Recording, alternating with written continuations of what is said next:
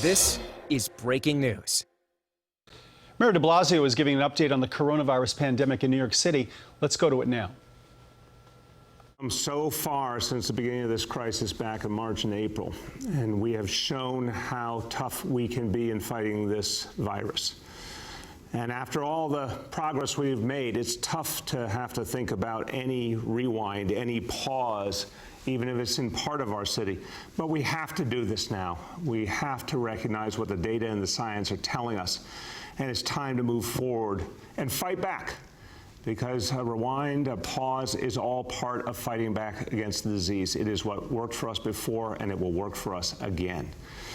Now, I am very clear after everything we've been through in these last months that the great lesson is take action as soon as the data and science indicate that it's time. When the data and science tell you something, act on it. The sad reality in so much of the rest of the world and even the rest of this country is when the data and the science were ignored. We are not ignoring it. We're proposing a very tough plan of action right now to address this situation and to ensure that it does not turn into a second wave all across New York City. We still have time to avert that problem, and that's what I want us all to focus on, stopping this problem right now. So the City of New York has presented a plan to the state on how we address these clusters. We've gone over the plan with the state. I spoke with the governor earlier today. We've laid out the foundation for how to stop this spread dead in its tracks. And it is part of learning from what worked before and applying it in a very pinpoint manner.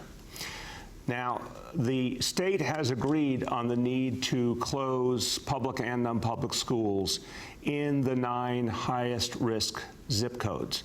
So that will happen effective now tomorrow morning. That's an update now. The state determined they would rather have the schools closed tomorrow morning, so at the end of the school day today, those schools will be closed, public and non-public, in the 9 zip codes.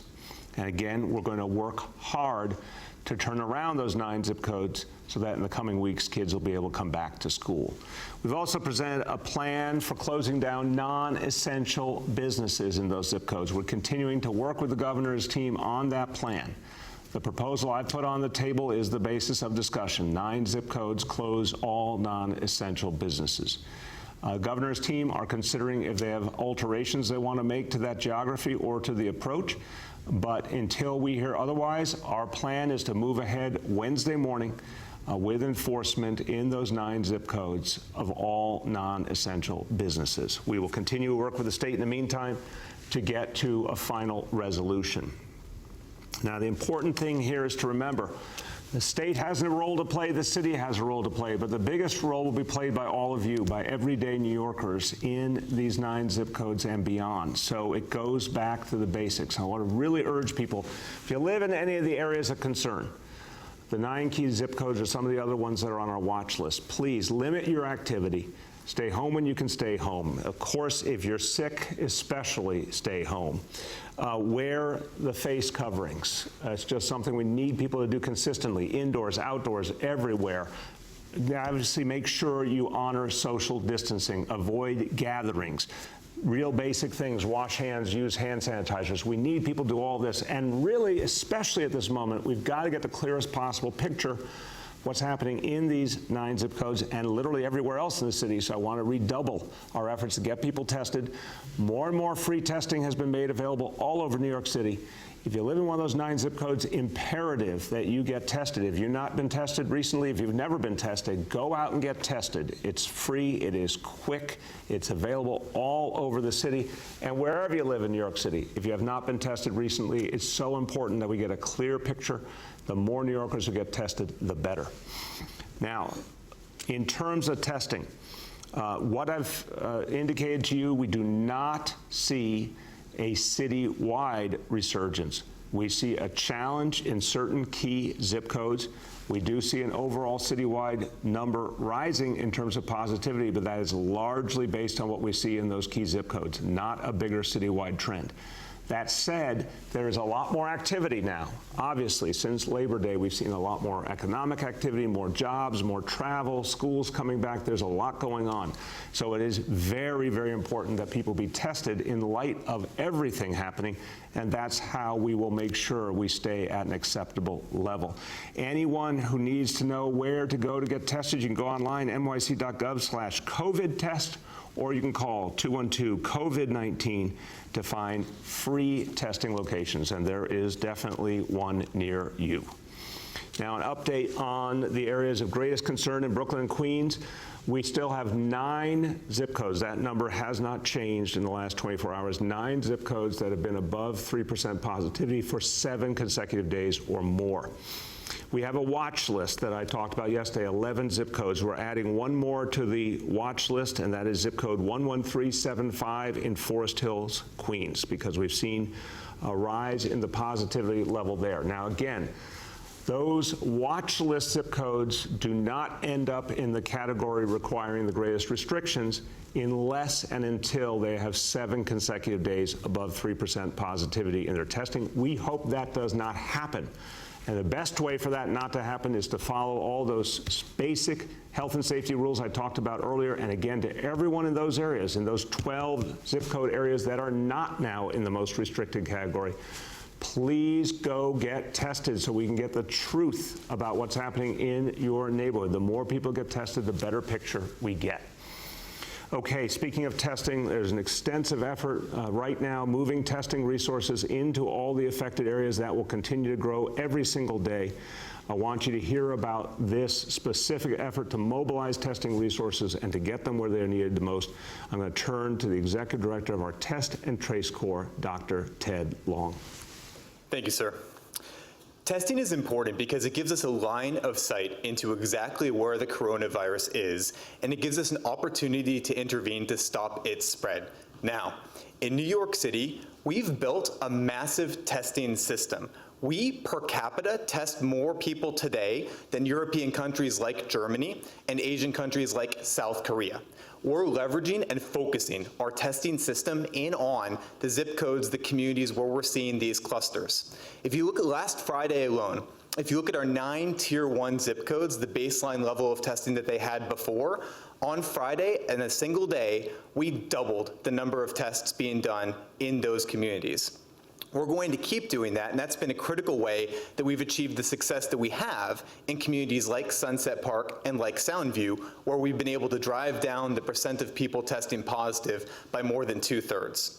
Our numbers over the last 3 days are, we did 1,900 tests, new tests, on Friday, and then over the weekend we did an additional more than 1,500 tests. Now I want to tell you a little bit about how we've been able to build up our testing resources so quickly, because we have a few innovative and novel strategies.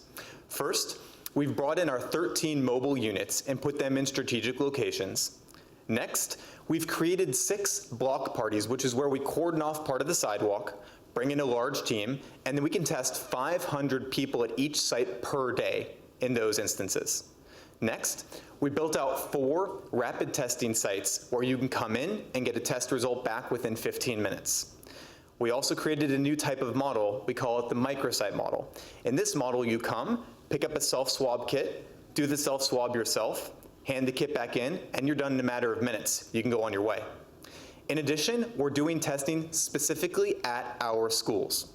We've done 8 schools a day since last week, and today we're ramping up to doing testing at 12 different schools. We're going to keep doing that. Finally, we're building out rapid testing at 8 additional sites, but this is a special effort. What we're doing in our additional sites is we're working with community providers in our high-risk communities, so that if you are going to your trusted doctor, we want your doctor to have one of our machines so that you can get a test done and a result back in 15 minutes.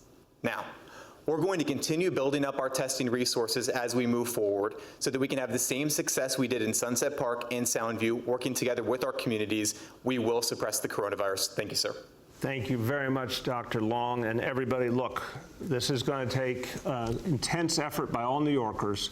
But I want to remind you, again, what we went through before. We saw a tremendous sense of unity and teamwork from New Yorkers. We saw everyone working together. Want to emphasize, we are all in this together. In every one of these zip codes and in the whole city. We all have to work together. That's what's going to get us through this, and it starts with everyone getting tested. Okay, let me turn to another matter which is very much related to new developments that has a huge impact on this city's present and future. That's the census. We have very important news that the higher court, Circuit Court of Appeals, federal court, ruled that the Census Bureau must continue the count until October 31st. We are pushing to ensure that actually happens. There is a possibility the Trump administration will appeal this to the Supreme Court. In fact, unfortunately, it's probably a likelihood. But we're working on the assumption we could have as many as 4 more weeks to do this work. So want to emphasize to everyone how important it is to respond to the census now. It is still live. It is still happening. New York City now has a self-response rate of 61.1%. Very close to where we were in 2010 without a pandemic, but we want to get that number up quite a bit. Please go to my2020census.gov.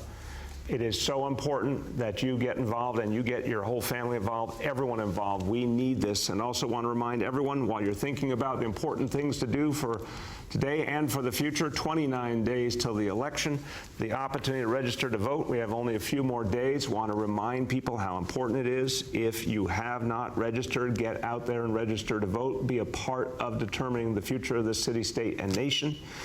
All of these things we're talking about now are things everyone can do. Every single New Yorker can participate in the census. Every single New Yorker can sign up and vote who's eligible to vote. And of course, everyone who needs a coronavirus test can get a test. All those actions are things that you can do that will make a big difference for this city right now and well into the future. Okay, so now let me talk about our indicators, give you the overall picture for New York City. Indicator number 1, daily number of people admitted to New York City hospitals for suspected COVID-19. Threshold is 200 patients. Today's report, 67 patients with a 13.4% confirmed positivity rate for COVID-19. Number 2, new reported cases on a 7-day average. Threshold is 550 cases. Today's report, 490 cases. And number 3, percentage of people testing citywide positive for COVID-19. Threshold 5%. Today's report is 1.83%, and the 7-day rolling average is 1.75%. Okay, a few words in Spanish. Tenemos un aumento de casos de coronavirus en varias zonas de la ciudad. Con el apoyo del Estado de Nueva York, nuestro plan es cerrar todas las escuelas en 9 zonas de alto riesgo en Brooklyn y Queens durante al menos 2 semanas a partir de mañana. Necesitamos que todos los neoyorquinos usen máscaras, se laven las manos y mantengan la distancia social para evitar que el coronavirus siga aumentando. With that, we turn to our colleagues in the media. Please let me know the name and outlet of each journalist. Hi all, we'll now begin our Q&A. We're joined today by Health Commissioner Dave Chokshi, Executive Director of the Test and Trace Corps, Dr. Ted Long, and Senior Advisor, Dr. Jay Varma. With that, we'll go to Andrew from WNBC. And everyone on the call, good afternoon. With regard to the businesses, can you clarify what the difference of opinion is right now between yourself and the governor? He seemed to illustrate to us that his problem was with the zip codes, that by closing businesses in those zip codes, you may be punishing large sections where there are no cases. Is that your understanding of how you and the governor differ on this issue right now? This one is an ongoing conversation, Andrew. We had a good conversation this morning. I think there's a legitimate concern from both the city and state's perspectives about how to balance the factors. What I said to the governor is based on the guidance I'm getting from our health leadership, the folks who've been fighting all the way through this crisis, that the zip code is the best available measure we have, because if you look at these zip codes, Throughout them, you're seeing either very high rates or, unfortunately, growing rates in the peripheral areas of the zip code. So say, for example, one part of the zip code is having a particularly intense problem. That does not mean the other areas immediately around it in the zip code are just plain fine. Unfortunately, what we're seeing is some crossover to other areas as well surrounding. So overwhelmingly, zip codes are areas of concern across the board. It's not as clean as, you know, the west half of the zip code's really troubled and the eastern half is just plain fine and perfect. No, we're seeing the whole zip code in many cases having some degree or another of a higher level of positivity. We also think it's important, if we've got an area that's really intense in terms of high positivity, to surround it with the protections we put in place so it doesn't spread to even more zip codes. So from my point of view, this is the best usable measure. Census tracts are interesting but very hard for people to make sense of. I think one of the things the governor pointed out is, what if an area around a zip code is a problem but not the whole next zip code over? I think that's a valid concern. But right now, what we've proposed, and we think it's the one, you know, available strong option, is to say, here's 9 zip codes that, unfortunately, the problem is pervasive enough that fuller restrictions make sense across the board, hopefully only for 2 to 4 weeks, not forever, thank God. And if the state wants to modify that in some way, obviously that's the state's ultimate decision. But unless they come back with a specific modification, we're preparing to act as early as Wednesday morning. We need some plan ready to go, and that's the plan we have. Go ahead, Andrew. You just stated that 2 to 4 week time frame for businesses. Is it fair to ascertain that for schools that might be a possible time frame as well? And if it ends up on the 4-week side of things, you're talking about possibly these kids not coming back into the classroom until right before Thanksgiving? I think 2 to 4 weeks, based on what we laid out yesterday, what we've put forward to the state, and we believe this makes sense according to the science, is 2 weeks minimum. So you have a period of time to make sure that the results are real. And if you see one of these neighborhoods go under 3% for 7 consecutive days, that's a really clear indicator. Great, we can move out of the restrictions. Or the other alternative, 4 weeks, where by the last day of the 4 weeks, they were under 3%. Those are 2 very good measures. Either one of those could work. What I'd say is, you know, well, let's be optimistic. If everyone works hard, everyone gets tested, we hope to stay on the earlier side of that. If that happened in these areas, so school would be coming back at the end of the first week in November if it was 4 weeks, or they'd be coming back in late October if it was 2 weeks. Next up, and we'll add that we're also joined by Schools Chancellor Richard Carranza, is Ravane from Homodia. Ravane, can you hear me? Can you hear us? Ravane, can you hear us? Sounds like you better come back. We're going to move to our next, and next up is Marcia from WCBS. Marcia? We're having a few technical difficulties. Right. Let's see if we can. We're orienting ourselves. Next up is Aaron from Politico. Hi, Mr. Mayor. Hi, can you hear me? Yeah, Aaron, how you doing? Okay, great. I'm doing all right. Hope you're okay. I just want to get some clarity here. You're saying you will go ahead and move ahead with this shutdown as of Wednesday morning, because what we all thought we just heard Governor Cuomo saying was that he was not going to authorize the shutdown of non-essential businesses, at least as of now. So do you have the authority to do that? Now, Aaron, let me make it very clear. I appreciate the question. I'm saying until there is a different plan, we are preparing to implement this plan. We presented a plan to the state of New York. Overwhelmingly, what we're seeing is the state agrees with the basic concepts. The state agrees with the need to close down schools in the 9 zip codes. The state has agreed on the need to restrict activity in the 9 zip codes. We specifically proposed doing it by zip code, starting Wednesday morning, closing the non-essential businesses. The state is reviewing that right now and might come back with modifications. But we're going to be ready to move as early as Wednesday morning. If the state comes back with a modification, we'll of course follow that modification. I do not expect, Aaron, the state to delay for long. I don't think anyone has an interest in delaying, but they might modify the plan in some way, in which case we'll adapt accordingly. Okay. So, I mean, but just to be 100% clear here, if they don't come back with a modification, but don't come back with anything else and leave the status quo in place, will you be able to act on this? We obviously will follow state law, Aaron, and if the state does not authorize restrictions, we're not going to act, but I find that very unlikely at this point. Governor's been very clear that we have a problem. It's not just a problem in Brooklyn and Queens. It's a problem in Nassau County, in Rockland County, in Orange County. This is becoming a bigger problem for the city and the state, and the time to act is now. So, here's a hard proposal, a specific proposal. We will certainly follow any guidance the state gives.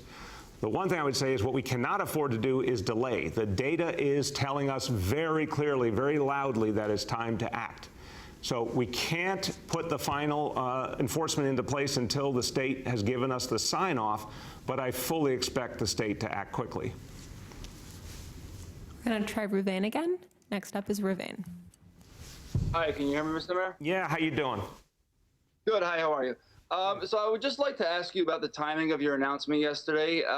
There was a holiday that was from Friday night until Sunday night. Orthodox Jews had no access to media, to electronics.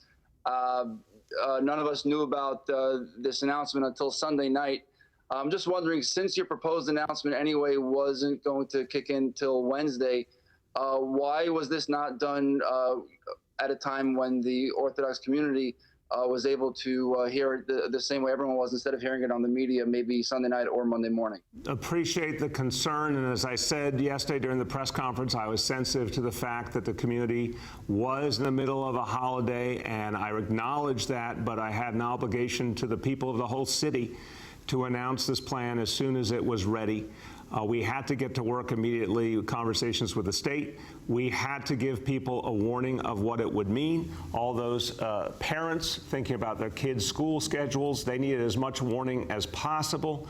We needed to give a warning to the many, many people who live in the zip codes who were not observing the holidays and needed as much time as possible. And obviously made clear yesterday that we wanted to immediately get into conversations with community leaders last night, this morning, and ongoing to keep working this through. But it was an urgent reality where it was imperative to get the word out as quickly as possible. Go ahead. I wanted to ask the doctors if they can explain why this percent positive stat is the stat that's being focused on rather than, say, case rate in the particular zip code. Absolutely. Dr. Varma, Dr. Choksi, you want to jump in? Dr. Varma, are you out there? You may be on mute. Unmute. Yeah, there we go. Yep, sorry, I was trying to unmute. Yes, thank you for the question. So there are, in fact, two important measures. One is the number of cases that are occurring in any community. And the second, of course, is the test positivity rate. The reason that we prefer the test positivity rate is that it provides us with a better sense of the overall prevalence of the disease in the community, because as we know, the absolute testing numbers will vary depending on the amount of testing that's done. We do like to use both numbers, as you can tell from the areas of concern. Those are based not just on test positivity, but also our concern about the rate of case growth occurring in those communities. And as Commissioner Choksi can explain, the health department has a very sophisticated statistical method to look at the actual case numbers and try to get a sense about whether they're an aberration due to testing numbers or whether they actually represent a significant and important increase. Dr. Choksi. Yes, thank you, Mr. Mayor. And Dr. Varma is exactly right in that we do focus on multiple ways of looking at the data. I'll just add one other piece to this, which is that specifically looking at the cases often gives us, the earliest signal that we may need to be worried about a particular area.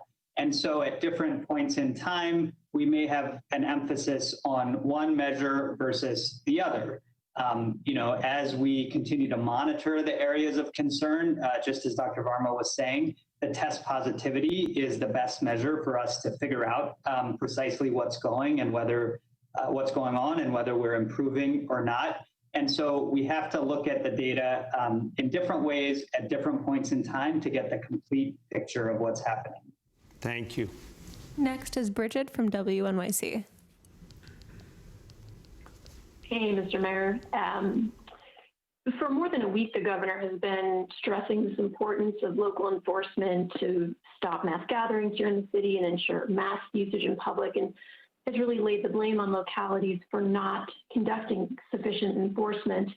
I'm just wondering if you think that criticism is fair. Is that what has led to these spikes? No, I don't think that's what happened here, Bridget. I think what happened was that something unprecedented developed based on our experience now over 7 months. There's been intensive efforts to educate all communities, a huge amount of mass distribution and consistent enforcement happening.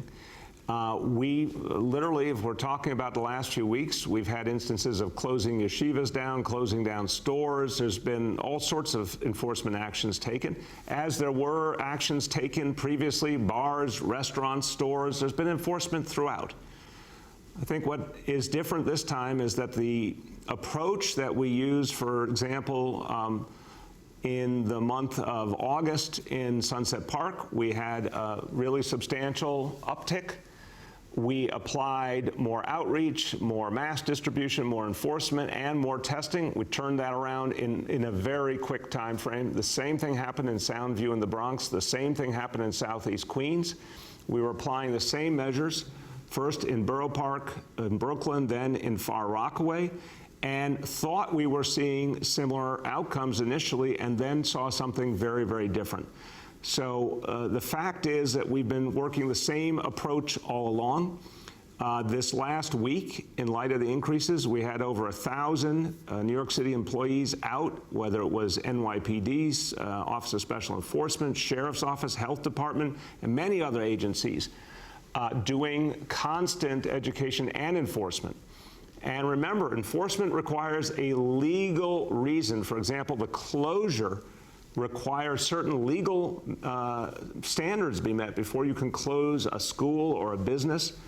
And our officials were out looking for those standards and did not find very many situations where that was needed. So I think what happened here was the spread had deepened in a much more pervasive manner than we saw in any other community previously.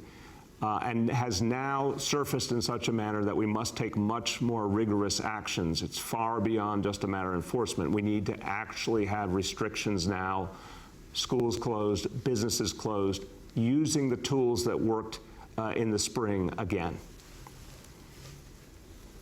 Go ahead. Just to follow up on that, the governor was saying that the NYPD and Department of Health are empowered now to for example, issue summons for people who are not wearing masks. And so I'm just curious, given these spikes and this renewed focus, this need to sort of go beyond education, in the governor's words, is there anything that will be changing about enforcement and how it will be conducted going forward? Yeah, I think the difference here is, first of all, what we saw last week. Wherever there was an instance to enforce, it was taken, but again, within the law and in a way that was going to achieve the goal. I'm very, very clear that if I can get someone to wear a mask rather than just give a fine for its own sake, I want someone to wear the mask. If someone refuses to wear the mask, they're getting a fine. That's been our approach all along. The reality, the law with businesses, et cetera, if there's a problem that can be immediately corrected, you offer the opportunity to correct. If it's not corrected, you immediately fine or shut the business. So we've kept to that standard throughout, and very successfully in most communities. The difference now, Bridget, is it's time to go far beyond the traditional approach to enforcement that worked in June, July, August. We have a different reality here in Brooklyn and Queens, and it seems also that way in several of the suburban counties. It's time now for the kinds of restrictions that got us out of an even worse situation in the spring. So the difference now is once you say you're closing non-essential businesses and closing schools, The enforcement of those rules is very, very clear. If anyone tries to violate those, as we saw some back in March and April, for example, that's very quick, rigorous enforcement. There's no question in that case. If you're open, you're not supposed to be open, you're shut down immediately. Next is Rich from WCBS Radio. Hi there, Mr. Mayor. Hey, Rich, how you doing? Good. I'm glad you can hear me here. And so it seems like it's a little bit of a roll of the dice. Anyway, so I thought I heard the governor say that the state was taking over the enforcement in these hot zones, if you will, that the NYPD somehow would be under the command of state police or the state in some manner or form. Is that your understanding or what? No, that is not my understanding. That's not how it works legally. The governor is putting forward a particular vision. We agree. We want an aggressive enforcement vision. We're going to work together with the state. I told the governor this morning we had 1,000 personnel out throughout the week, last week, doing enforcement rigorously. Look, what again I hope the state will agree to immediately is that we need stronger restrictions. And that will allow us to really turn the tide here. We can't wait. We need these strong restrictions. And the enforcement of the strong restrictions, again, is very clear. But no, the city personnel work for the city, but we'll be working in close coordination with the state. We agree with the idea of very rigorous enforcement. NYPD will coordinate with state police as they do in so many other areas, and we'll move forward together. Well, that sounds very cooperative. So, Mr. Mayor, at one point, the governor said, why don't you ask the mayor why he didn't work out a plan with the state first before announcing it publicly? Is that an accurate assumption on his part? It's very clear, and I spoke to it yesterday, Rich, that I have learned over these last 7 months that the best way to approach things is once we come to a decision here in New York City, and that is based on the data, based on the science, based on the views of our healthcare leadership who have been fighting all the way through this crisis and so successfully, that the best thing to do is announce it to the people, to let the people know what makes sense. And that is the best way to achieve the goal. So we informed the state before I made my public statement. But what I've found, this is a very dynamic situation, Rich. We need to move very decisively, very quickly. Is the best way to ensure there is action is to put the proposal on the table publicly. Next, we have Sydney from the Staten Island Advance. Hey, Mr. Mayor. Last week you announced fines would be given to people refusing to wear face coverings in the zip codes with high infection rates. But I'm wondering if there's any plans to deploy that kind of enforcement at large gatherings in other parts of the city. Over the weekend, about 2,500 people attended a Trump rally on Staten Island, and many of those attendees were seen not wearing face coverings and packed together in a large crowd. So I wanted to see if you plan to, step up enforcement and fines if people are spotted not wearing face coverings at large gatherings like the one on Saturday, given the city's infection rate is on the rise. And do you think that rally should have been held in the first place, just, given everything that's going on right now? Look, Sydney, I think everyone's got to recognize right now that we need people to wear face masks, we need people to socially distance, and we need people to avoid large gatherings. I respect everyone's First Amendment rights, but I would urge everyone to recognize this across the political spectrum. What we're focused on, of course, Sydney, is the places where we are having the most trouble, those 9 zip codes and then some of the others on the watch list. That's where we put in the intensive efforts to give people masks, and if they refuse to take a mask and wear a mask, we're going straight to fine. That's where we'll focus our resources. But I'd ask everyone, all New Yorkers right now, to realize we are in a situation we should be very concerned about, all of us, where our focus right now is in certain zip codes. And in the scheme of things, it is a distinct part of the city. It's not all the city. But if we don't all deal with this together, we could be running the risk of that second wave. None of us wants to see that happen. So I'd ask everyone to start altering their behavior in light of that reality. Go ahead. Have you figured out when you plan to take your 1-week furlough? Sydney, I think we are going to get that all done in October. We're still working on a few of the technicalities. I think for a number of city workers, they'll spread it out, but I think in my case, we're going to do it all in October. And again, I will still be working on my regular constant schedule. It will just be reflected in my paycheck. Next is Julia from the Post. Hey, good afternoon, Mr. Mayor. I'm wondering how many sheriffs are currently out for enforcement of COVID rules in the hotspots, and how many additional police officers you plan to add to the mix? Yeah, Julia, we'll get to updated numbers on the sheriffs. So we've had a lot of participation from the sheriff. We moved the sheriff off a lot of the other COVID-related activities onto the hotspots. Office of Special Enforcement as well, and as I said, a number of other agencies. As of last week, the average day was about 400 members of the NYPD, but that will keep increasing as we have to go into more zip codes. And then how do you feel about the governor saying that people should be ticketed on the street for not wearing a mask, period? They've had plenty of education. They've had plenty of warnings. Well, again, that's something that, to me, the first question is what gets someone to wear the mask? Unquestionably, offering someone a mask and letting them know they're about to be ticketed has proven to be very effective with a lot of people. If someone refuses, they should be ticketed, absolutely. But we need to focus those efforts on where the problem is most extensive. I think if you look at New York City as a whole, New Yorkers are doing a pretty damn good job of wearing masks. That's how we got out of the crisis to begin with and how we sustained such low levels of positivity for so long. But in the places where there's been a problem, I think it's simple. If someone's not wearing a mask, they're offered it. If they refuse, they're ticketed. If they take the mask and put it on, they keep going on with their lives. For our last question, we'll go to Jeff from the New York Times. Hey, good afternoon, Mr. Mayor. Couple questions. I'm wondering about, you mentioned Rockland and Orange County earlier. I'm wondering if you think they're being put to the same standards as the city, given that their hotspots are having similar or worse outcomes as New York. And I'm wondering, what is the standard for the other 11 zip codes? How much time do they have before you begin the same process of considering closing schools and businesses? Yeah, Jeff, I appreciate the questions. First of all, I'm just going to pull out some charts here, but first of all, on the surrounding areas, look, we understand this is now a regional problem. We understand that this spread has been caused by people connecting not just in Brooklyn or just in Queens, but across different areas. There's a Nassau County problem, there's a Rockland County problem, there's an Orange County problem. Everything interconnects. It should be dealt with as a whole.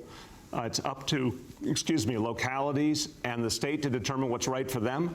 But what is not even a question anymore is there a connective tissue here? Is there something in common? Is there something we have to address all together? Absolutely. So I think if we really want to stop this from spreading more deeply and affecting the whole metropolitan area, those counties need strong restrictions, whatever works best for them as well.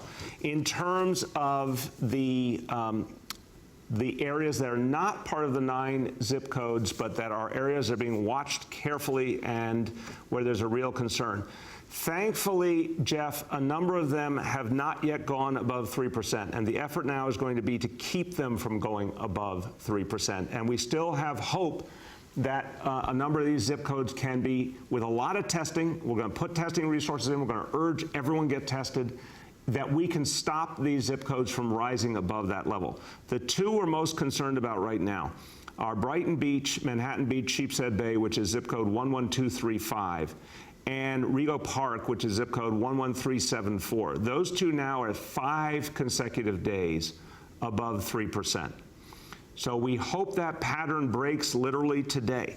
But if those 2 go past 7 consecutive days, they would go into this higher level list where we'd want to see greater restrictions. But let's hope and pray that is not the case.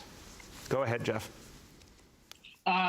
Mr. Mayor, about the 3% threshold, I'm wondering if you have this 3% threshold for closing positive cases in a zip code, and the threshold for reopening schools is under 3% positive in the same zip code, Are you concerned at all that there will be this sort of risk of back and forth, opening and closing between business and schools? I wonder, how are you going to balance that 3% standard that you've set? Jeff, it's a good question. I would say, though, that the history is that these patterns are pretty clear and they move pretty consistently over substantial periods of time. That if you can turn a zip code, for example, that's gone above 3%, if you can turn it in the right direction, get it below 3%, typically that will be a sustained reality. And that, again, is the story of all of New York City. We were in a horrible situation. We fought our way back together. People really adapted to the changes they needed to make it work, sustained it for months on end. Again, 3 areas before we saw a problem: Sunset Park, Soundview in the Bronx, Southeast Queens. All 3 follow the same pattern: apply additional testing, test and trace activity, mass distribution, education, and it worked consistently and quickly, and they went back into a positive situation, meaning a good situation, where the disease went back down and stayed back down. So what we've seen is generally pretty consistent and helpful tendencies here. This one's been different, but I do believe if we sustain the effort and get a lot of buy-in from people across the spectrum in the community, keep getting people tested regularly, keep getting people to wear a face mask and practice the social distancing, we can get these communities down below 3% and then keep them below 3%. We can then reopen schools and keep them open. And that is a good note for us to close up on today, everyone. Look, what we're talking about now is actions that are needed right now to stop this problem before it gets worse, to protect this city from a larger second wave. If we act aggressively right now, we can do it. I have absolute faith in what New Yorkers can do once they have a clear direction. Here it is.